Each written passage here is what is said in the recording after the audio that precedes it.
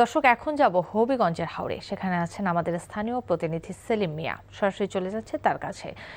সেলিম, হবিগঞ্জ হাওরের আজকের চিত্র কেমন দেখছেন?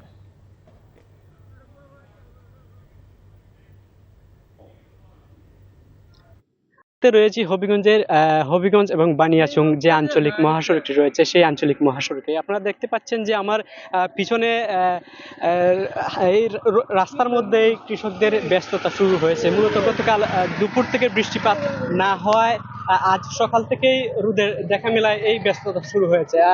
এখানকার মানুষজন যে যেখানে পারছে উঁচু জায়গাতেই তাদের শেষ সম্বলটুকু শুকানোর চেষ্টা করছেন। এদিকে দেখতে পাচ্ছেন যে চতুর্দিকে পানি, কিন্তু মাঝখানে একটু জায়গা শুকনো থাকায় সেই জায়গাতেও তারা চেষ্টা করছেন যে সেই ধানগুলো শুকানোর জন্য। এবং যারা হাওর থেকে গলা কিংবা বুক পরিমাণ পানি থেকে ধান কেটে নিয়ে এসেছিলেন সেই ধানগুলো এখন অনেকটাই পচে যাচ্ছে। তবে যারা কিছুটা ভালো ধান রয়েছে সেগুলাকে শুকিয়ে তা দ্রুত শুকানোর চেষ্টা করছেন। এখানে আপনারা দেখতে পাচ্ছেন যে এখানে এই যে কিছু ধান রয়েছে এগুলোর মধ্যে প্রায় গেরা উঠে গেছে, ধানের যে গাছ সেই গাছও উঠে গেছে।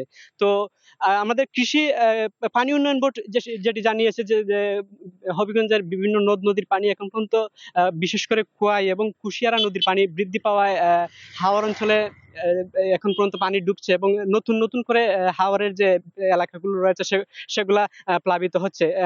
এবং যারা অবশিষ্ট ধান আনতে পেরে আনছেন এবং সেই ধানগুলো তারা এখন শুকানোর চেষ্টা করছেন। তো এই ছিল আমার কাছে হবিগঞ্জ থেকে হাওরের সর্বশেষ। দর্শক, জানছিলাম হাওরের ধানের খবর।